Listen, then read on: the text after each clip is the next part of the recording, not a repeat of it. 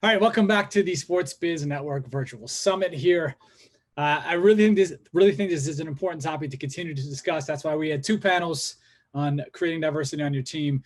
Now we've got Shaina. You're going to talk about minorities in sports, what you've created there. Talk to us a little bit about why you created it, what it is, and then we'll go from there.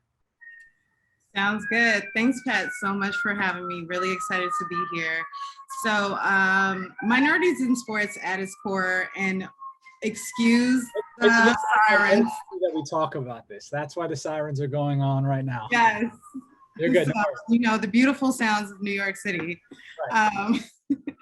So Minorities in Sports at its core is a network, a community of people of color who work in the sports industry, all on the business side. So often when you hear about the conversation of diversity, it's always focused on the coaches, the GMs, a lot of on the field. So we have this many percentage of players in this League X who are Black, Hispanic, people of color, and we only have this many coaches, but no one really discusses what happens behind the scenes in the front offices, at the league level, on the brand side, on the agency side, not knowing that diversity in those roles do control who you see on the field from a coaching perspective, from a GM perspective.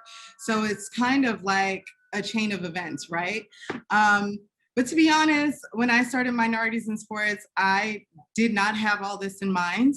I really just started because I wanted a group chat for me and my friends who we kind of started in the industry together. A lot of us were the only on our team. So I just wanted like a little space for us to help each other out and just to, be that community, that support group that we needed, that we weren't getting in the office.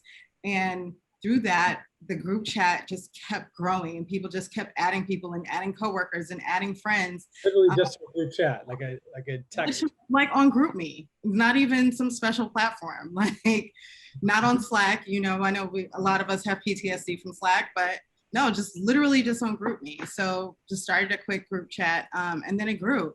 And then we grew to about, in terms of the community as a whole, over 1,000 professionals of color who work in the sports industry. So we've been rocking for about 6 years now. Obviously, we've grown to so much more than just a group chat. We have a newsletter that goes out every Monday morning at 7 that just kind of has all of, events that are coming up, programs that we're doing, sports biz news that you should know about, jobs that are in the industry. And sidebar, everyone is hiring right now. So please go to our job board and find a job. And then we do like a jobs newsletter specifically only dedicated to roles that are open in the industry. We do events. Right now, this summer coming up, we have an executive leadership development program that we're going to be running where 10 individuals are going to get the opportunity to sit through a number of workshops that are focused on leadership skills. They're going to have one-on-one sessions with mentors who are executives in the industry, work with an executive recruiter, and then finish off with a case study. And the purpose of that program is to really just help our network be ready for that executive level. So at the end of this program, those cohort members should be ready to jump into any executive role. Yeah, I love that. And I know I definitely want to talk more about that stuff. But when we talked before, when we talked about, hey, I want you to come on and do this thing, it was like, we understand there's issues. We understand, like, let's put that, we understand that we put that in this place, but now let's move forward to talk solutions. I don't want it to be the typical, like, we have this issue and that issue. We all know it. Anyone with a brain knows that shit. But what are some solutions that you're creating through Minorities in Sports? And you touched on a little bit, but what are some things like these events, and are there some specific things you did early that you thought, oh, this is really where we need to be going, that you didn't necessarily have in mind at first?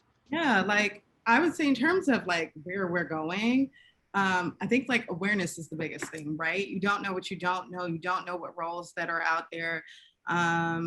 Definitely don't want to overgeneralize, but I think, the majority of people of color who are coming in the industry don't really know what roles there are, right? Like the breadth of roles that are in the industry. A lot of us, when we were in college, we're looking at things and we're like, oh, I want to be an agent. I want to be, a GM, because that's what you saw on TV, right? We don't know that there's like a CFO at the NBA who's making a bajillion dollars because he's like managing $1 billion organization and is probably one of the most important people at that organization.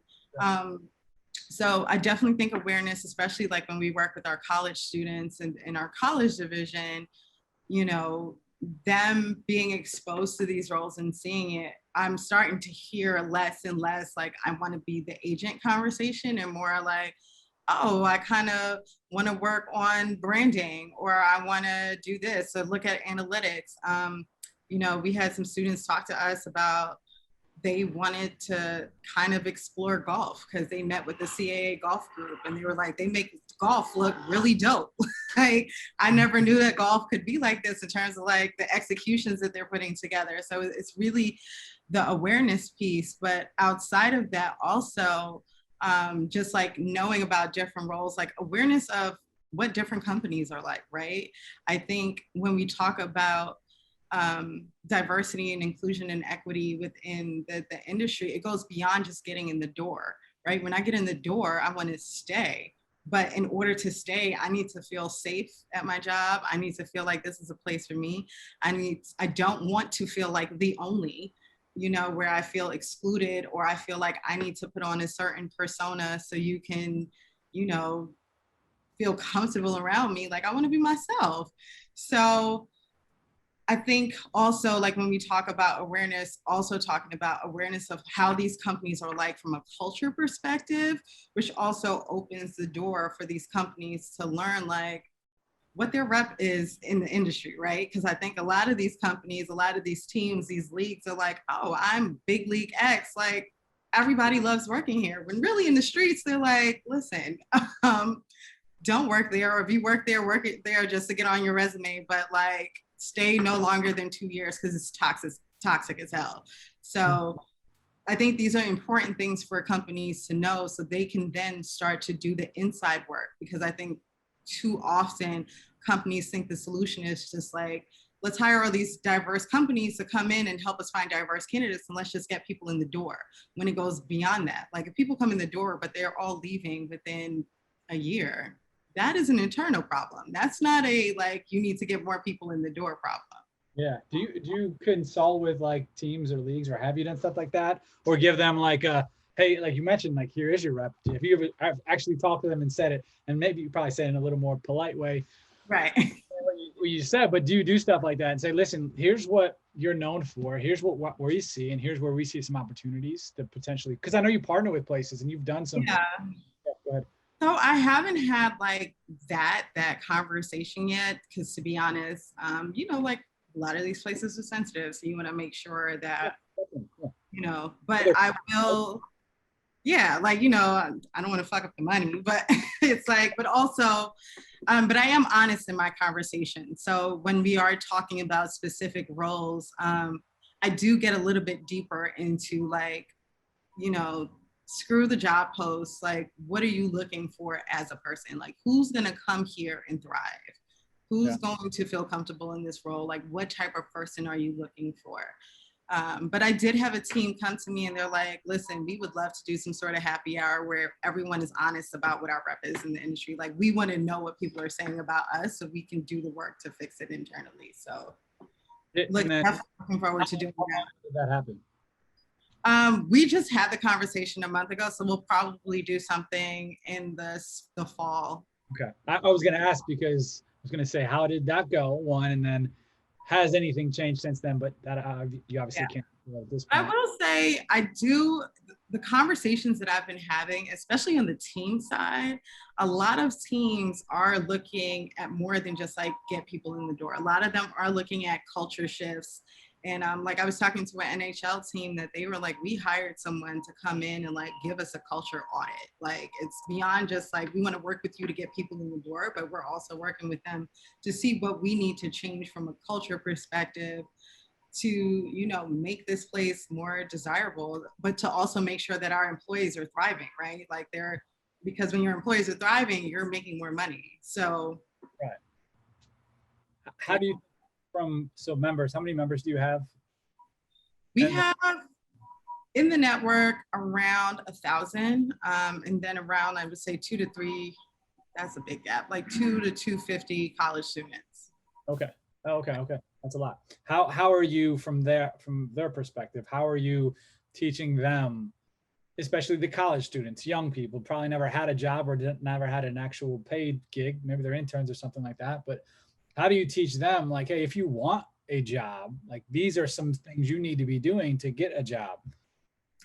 Yeah, it's cool because from our members, because we're all mostly peers, it's just like a community aspect, right? Like I remember one of my members was saying, it's like you have 1,000 strangers who are rooting for you to win.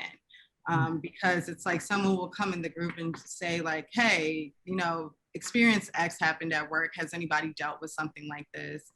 How can someone help me? Or someone's like, listen, I'm applying for this director of sponsorships role, right? I've been working on like a pitch deck. Is anyone who works in sponsorships can help me just take a look at my pitch deck or something? So there's a lot of that collaboration going on. When it comes to our students, I am super, super honest with them. I don't baby them. I don't bullshit them. I'm not just like, hey, work hard and you'll get the job. I'm like, I talk to them about being hungry, but also being creative and the small things that, a lot of college students aren't thinking about, like following up after meeting with someone or making sure something as small as like making sure you're accepting calendar invites, or also not looking at just the sexy roles, right? Like don't just look for your jobs at the NBA, at ESPN, at NFL. Like, yes, those are cool, but also those are competitive jobs, but you can look at other jobs at other companies within this industry and get more responsibility too. Because if you're going to ESPN has been around for what, like 50 years, 40, 50 years now. Like they are a machine, right? They are not looking really for creativity unless it's like from a sales perspective, but they are a machine. They know how to make money. They are a very lucrative company. So it's like, if you're going in there as an intern, you are going in to do those bullet points that are in that job description. They're not looking for you to come in with like cool ideas, like blow shit up. It's like you come, you sit at your desk, you do what we tell you to do.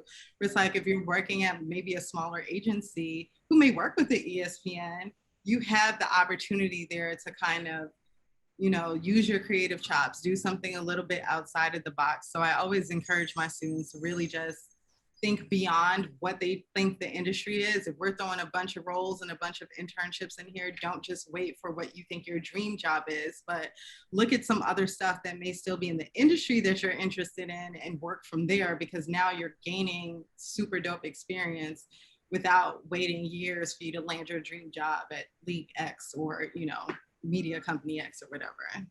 Yeah. And I think we talked about this before too, about college stuff. I think we did. Or maybe that's me tripping. But from a college perspective, we just don't set up students for success. Right. It's just not the case. And like the education part is a whole nother topic, but this basic conversation that you're having, like follow-ups and networking, and these are the things that are truly key. I don't know if you've ever gotten a job. I'm not sure I've ever gotten a job based off somebody I don't know. Now I've worked for myself for 11 years. So you get jobs because of people not necessarily what you do. And especially yourself, right? Yeah. And that's what I talk to them about. Like, again, I'm honest with them. I'm like, if I don't know you, I'm not vouching for you, right? So it's like, I don't owe you anything. I don't know you. I'm not putting my name behind you. So I always talk to them about building that relationship, right? So if they're reaching out to you and they're like, hey, Pat, I'm on a job, with you. It's not like, don't just reach out to you and send your resume like, hey, I saw this job, I want it. Like build that relationship. Yeah. I remember, back in my early days when I was, trying to get a job at ESPN, I was working for an NBA team at the time. And I was like low-key stalking this executive at ESPN. I cold called him for the first time, was leaving messages like, hey, I really just want to learn about what you do. And then he called me back and he's like, cool, you want to learn about what I do? Meet me at the gym at 7 a.m. Like, that's the only time I have available. So meet me at that time and we'll chat. And I got up, put my suit on, like trekked out to ESPN's offices in the city, met him at his gym. Like he just finished his workout. So I got him like during his breakfast time, right before he went into the office. we had, I think it was like maybe a 20-minute chat. It wasn't long at all. But you know, I followed up with them every single time there was like a big event coming up. I would send an email like, hey, I know Super Bowl's coming up. Like, you know, good luck with your clients this weekend, all that cool stuff. And then I didn't get an interview for like 2 years. But then when I got that interview, they had introduced me to him because they were just like, hey, you know, he's Black and he was a senior executive. So they were like, you know, he's a big proponent of getting more people of color in the door here. We definitely wanted to introduce you to him. And he was like, as soon as I walked into his office, he was like, Shaina, hire her. She's here, hire her. And like that afternoon, they called me and they were like, hey, you got the job. Yeah. So, you know what I mean? It's like, it's not going to happen right away. And that's what I try to instill in my students too. Like, don't just like stay focused on the bigger picture. Don't just have tunnel vision for like, this is what I want. This is what I need to do to get here. So I'm just going to like send my resume and do that. And that's going to get me the job. Like sometimes you have to take a little bit of a journey first, but you're going to get to where you want to go. Yeah. We'll be hiring people here soon. So I'll shoot you some info on that, but Yeah. I don't give a shit about a resume. Like, I don't even care. When we've worked with people in the past, I've never seen a resume on people we've hired. It's just like, yo, what's your IG or what's your Twitter? Like, let me go through, scroll, then let's have a conversation. So like from a creative standpoint, people we've worked with in the past, it's like, I want to look at social. I'll look at your Twitter, send me some work. I like all that stuff. Let's have a conversation. You vibe. Now let's talk about doing some more. So that's just for, I guess, for another day. That's a conversation type deal. What are some teams or leagues or brands or companies that you think do a good job of hiring diverse candidates, whether it's like initiatives they've created or just in general, they do a good job? I would say Octagon and Wasserman, two actually competing agencies, but I think they've been killing it, just at least from the behind the scenes work that we've been doing, but also just seeing the effort that they've been putting in. They like Octagon, for example, we've been working with them for a while, but we very early on went beyond just them sending us job posts, right? They were very supportive in like all the events. So we like, listen, we'll sponsor an event, we'll pay for this. But then they would use that as a hiring event, right? So instead of just being like, oh, we have these roles available, apply, like they'd have recruiters there where recruiters are actually like meeting with people and getting to know people and forming relationships. And that's how they've been able to hire. But outside of that, they've made sure they've built out their D&I team and haven't built it out in just in terms from like a vanity standpoint, right? Like, hey, look at us, we have a D&I team. We're going to send them to all the luncheons and galas or whatever, just so we can have our name in the books. But I have actually been putting programming internally for their, not just incoming people coming in, but, their employees to succeed in their roles. And the same thing with Wasserman. Wasserman also grew their D&I team, but they also started this initiative called The Collective that's focused on like women athletes and female athletes and really telling that story and making sure that those stories are getting out. So I think they've been doing really, really a great job at doing the work. Are you trying to create more partnerships like that you created with them? Where I don't know exactly what I see it front facing, hey, we got a partnership. I don't know what that actually means. Behind the scenes, you touched on probably a little bit of that, but are you looking to start create more and more partnerships with places and companies like that? Yeah, for me, I would love to do more of, the events or more of the internal stuff outside of just like send me jobs. And it's like, yes, I love promoting the roles. I definitely want us to be able to see those roles, get access to those roles.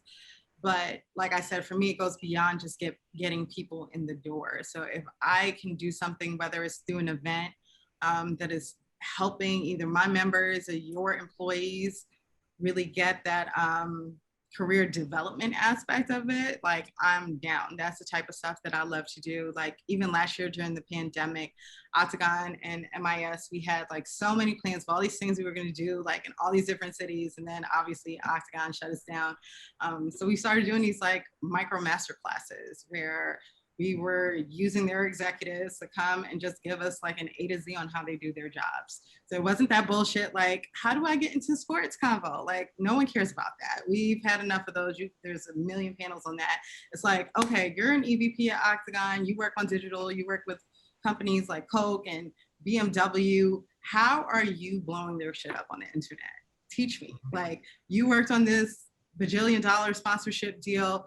What are the specific things that you put in that contract, or the specific things that you said to make this company go yes? We had like Giannis and Trae Young's agent, before Trae Young's agent went to Clutch, do a micro masterclass too, which I think was pretty cool, because you don't often hear like the ins and outs from the agents, right? And see how they both of those agents like approach their jobs so much differently. So being able to hear Omar Wilkes, who's Trae Young's agent, be like, yeah, like he'll FaceTime me in the middle of the day. I will always FaceTime like all my clients. Whereas Giannis's agent is more so like, we don't really do the FaceTime, but he'll text me and it's like, he tells me what he wants and I just get it done. Where like Omar is more of a personal thing. So being able to have that insight where it's like, okay, if I'm going to be an agent, like I'm learning what people who are working with arguably two of the best players in the league right now, how they're being successful as an agent. So I can then bring that to like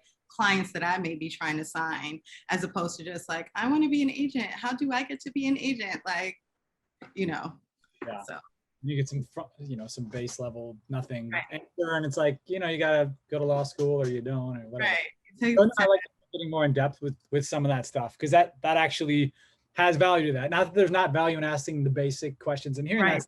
You can only hear that so many times before. It's like if you're Giannis's agent, I want to know like how you're making Giannis money. That's what I want to know. I want to know what those deals are. Yeah, I'd love to hear that conversation myself. Right. How do you think we can get more places to seek more diversity and actually like look to companies like yours or groups like yours and say, hey, we understand we have an issue? Because you could go through teams, go through leagues, go for companies, go through all of the sports industry, and you can see there's issues there. Yeah. How can we get more places to understand that issue and then actually seek action?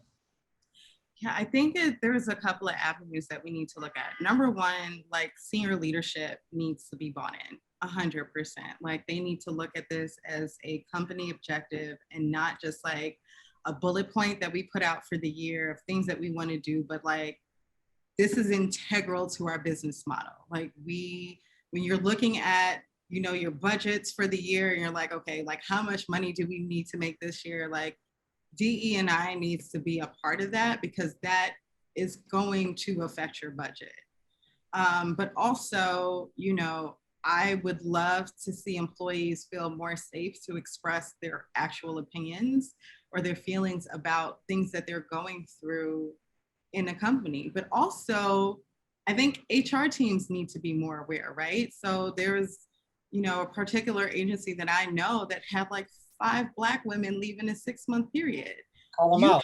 Say who it was. See something like that and be like, there's a problem here. Like whether they were fired, it was like a mixture of like them being fired or let go and then quitting. But if you see like 5 Black women leave within like a 6-month period, that is a problem. That means that there is something systemic going on, that either they can't do their jobs to where they're being let go, or they don't feel like they can thrive at this company, so they're quitting.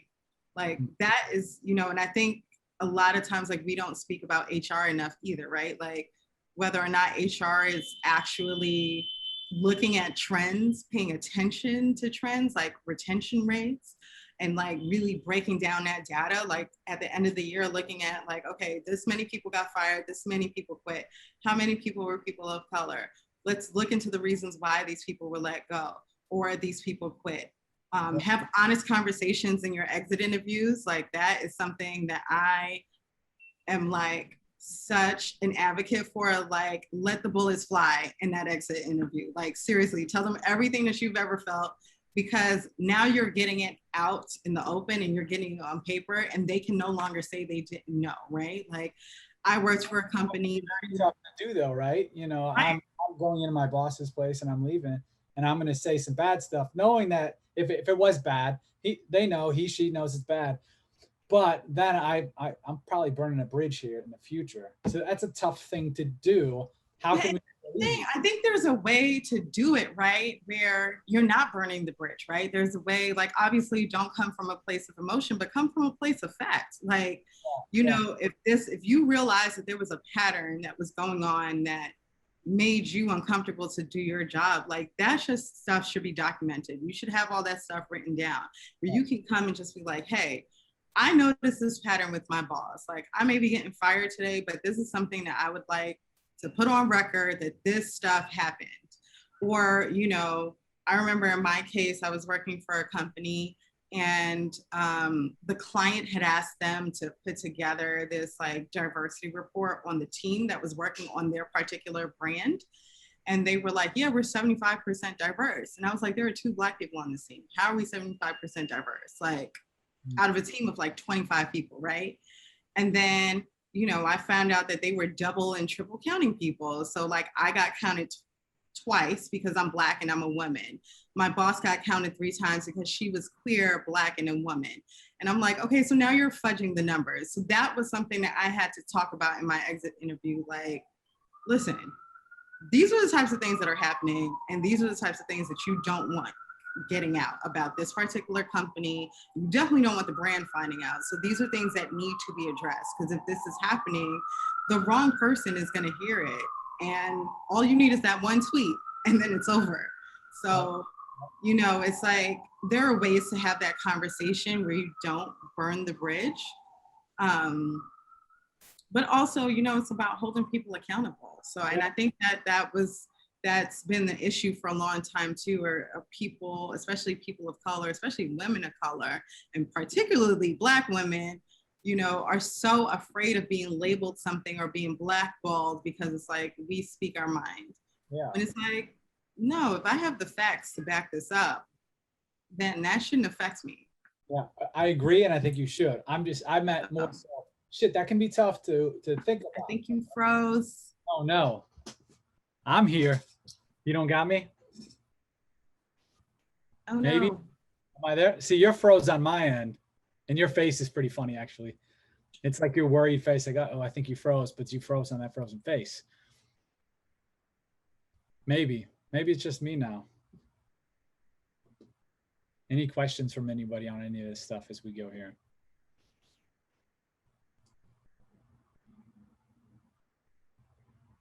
Oh, there we go. Back. Hold on, let me unmute you. I think. Was it me who was frozen? I think you were frozen. I felt good there. Yeah. Oh, yeah. Someone just says yes. I talked to myself for a little bit. So. Yeah, I don't know where I cut off there, but I think I was saying just basically that I understand that it should be said and needs to be said, those types of things, but it can be overwhelming or tough to do, especially when you're in a position like that. Yeah. Like, hey, you're doing wrong. And they probably have an ego too. And you're going to say, hey, you're doing shit wrong is tough to accept. But right.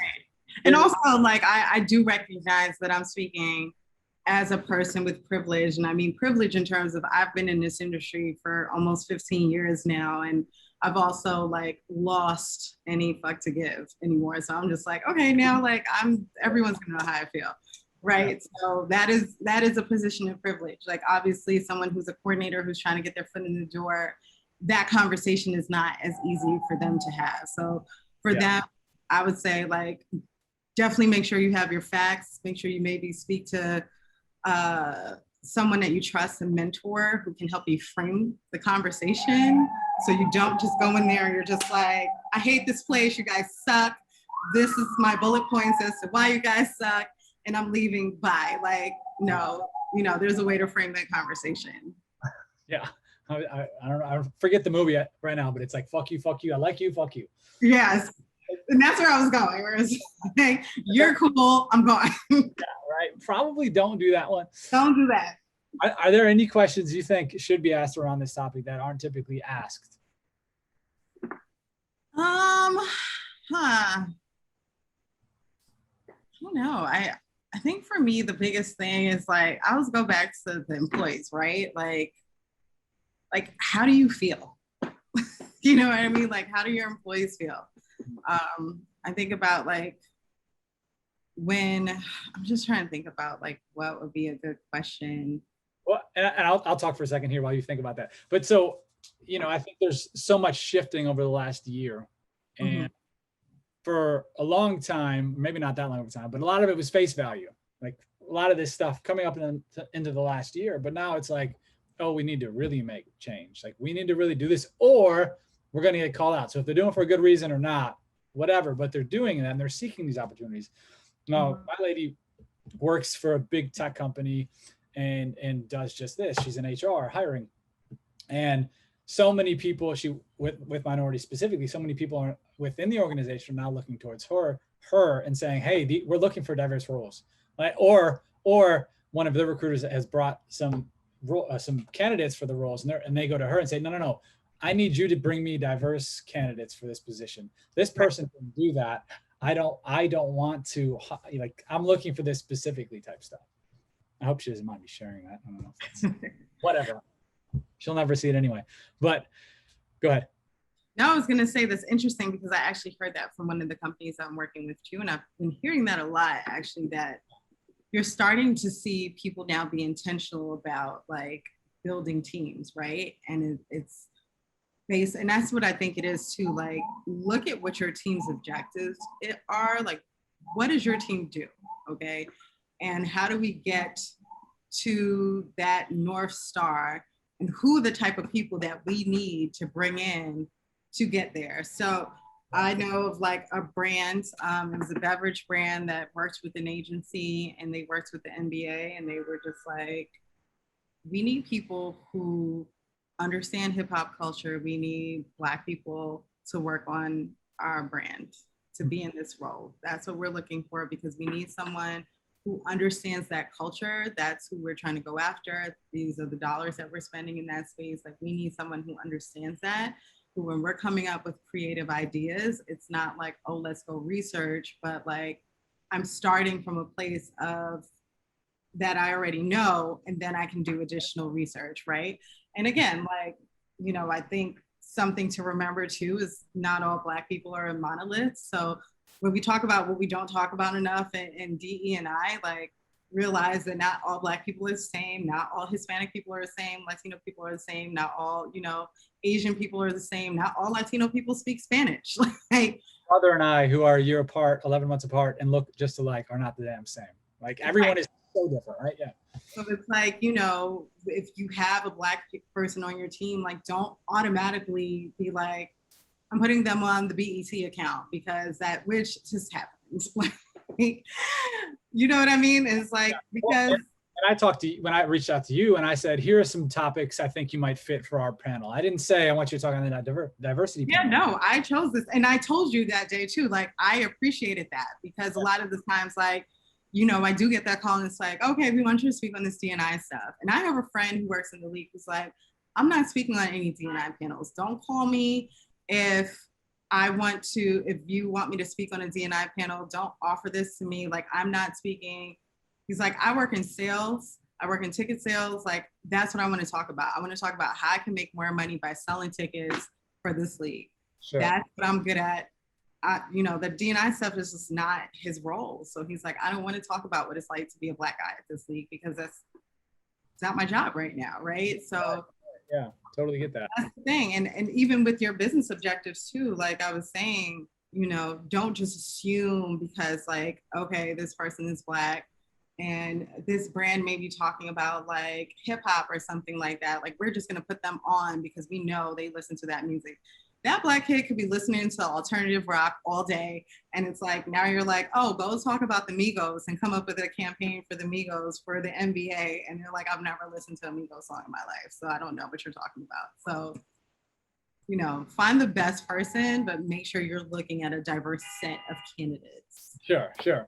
A question from the audience here. How do we start to implement true inclusion and celebrate diversity with our youth prior to them hitting community post-school age life? Like, how can we celebrate that stuff? Yeah, right? Yeah. It's funny. A lot of people have been saying this on Twitter, but like, the kids are gonna be all right. I think like from a Gen Z perspective, which are like my college students now, which is crazy because everyone thinks that everyone is a millennial. But like, I feel like there's so much more in tune and open and honest about this conversation, much more than like we are, right? I feel like they are not afraid of just saying whatever they want to say is or calling some bullshit out. So I think it's good in the topic we're discussing now, but maybe not always good all the time. right. So yeah, I mean, but I think in terms of like what companies can do, or people who are working for those companies is making sure that you recognize whatever privilege that you have. And everyone has some sort of privilege, but recognizing the privilege that you have and making sure that your colleagues who may not have that privilege feel safe and comfortable and included. So if you are in a meeting as a white guy and you realize that a Hispanic woman is being talked over or she's quiet, but you know she has some dope ideas from conversations that you've had, like maybe bring that up. Like, hey, I talked to Mary about this, and she actually had a really great idea. You know what I mean? So making sure that they're included in the conversation, but they feel safe enough to say things, right? Like every single time we see a brand or something get blown up on Twitter, it's always like, where are the Black people who worked on this team? Or whatever, like where was the diverse team? But it's like, there could be people who work there and I'm pretty sure there are, but did they feel comfortable enough to bring to the team to say like, hey, this is gonna get us flamed on Twitter. Like we should probably not do this. And, you know, like I've definitely been in roles where I've brought that up and it's actually been really good for, you know, the client. Like we were working on something and we were putting together like, you know, like automated responses. And I remember one of the guys was like, you know, we can write, we don't see color. And I was like, that's the number one thing you don't want to say. Like, that's the number one thing that says like, hey, I don't care about this diversity race stuff. It's like, I don't see color and it's dismissive and it comes off as like, you know, you are intentionally leaving, like you have to see color because it's there, but it's how you respond to it. So yeah, you know, like just definitely making sure that you're using your privilege in a way. If you're more senior, like for me, I'm a little bit more senior, so that would be my privilege where it's like, if I have someone who's younger on my team who may feel timid, you know, making sure that they feel safe and they have the space enough to express their opinions or say something. All right, last one, and then we'll get you out on this one. Is, you know, like I talked about when we discussed it, this is our summit. This is actually, we have one more after this in about an hour, and then our summit's over. But this is a year-round deal, and we want to create more opportunities. That's why I reach out to you for everybody, but obviously minorities in sports as well in different areas. We talked today, creatives and digital and marketing and startups and all these different places. What can a place like us create from a standpoint of content or conversations and networking to help provide more opportunities for people of color? I think you're kind of doing it right. So where it's like making sure that you're intentional about the content that you're putting out is truly diverse. And I feel like just from the conversations that I've had with you guys, that is something that you were very aware of and that you make sure that you do. Yeah. And even, you know, going back to your point, like when you reached out to me, you didn't say like, oh, she's minorities in sports, let me just reach out to her about a diversity plan. You were like, listen, I think your Twitter feed is funny. I like following you on Twitter and I think you say good things. Like, here are the topics, which one do you feel like you would fit? You know what I mean? So definitely doing more of that, making sure that the content you're putting out is diverse in the sense of like it's different types of people, different types of content. You're highlighting different people and giving them that platform and that space. But like I said, you guys are already doing it. So making we do want to do more stuff like that, like highlight people in places. And we talked about this when we were on the call too, is like we have a live podcast tomorrow. We'll do a roundtable next week. We'll do a little bit of a vacation, and then we'll do some more stuff as we go. We want to have, whether it's your members or other people, like lead a group. I don't care if you're a college student. Like, you want to have a conversation about how to get a job as a college student, and you've never had a job. Well, you can come lead the conversation. We'll get people who are entry level positions. We can talk about how they did it and stuff like that. Is where we want to be around these conversations, and not, you know, I don't want to be sitting here and having a bunch of diversity talk conversation. I want to be like here, listening, like, all right, talk to me. Or I can talk about, you know, things that we're doing, but obviously I want to get to more of a spot where we can listen to people and empower people to do the things that we want to have them do or they want to do. And that's important, that word empower, right? Like for people to feel empowered to have those conversations. And I agree with you. Like, I am so tired of having this diversity conversation where it's just like you said, we know there's a problem. So it's like, what are we doing to fix it? Or what are some of the dope things that we're seeing that's being done, and how can we replicate that everywhere? So yeah. Well, awesome. I appreciate the time. Definitely want to do some more together as we grow here. yes. As we do. So let me know what we can help with. And thanks again for your time today. Thank you so much, Pat. I appreciate you inviting me on.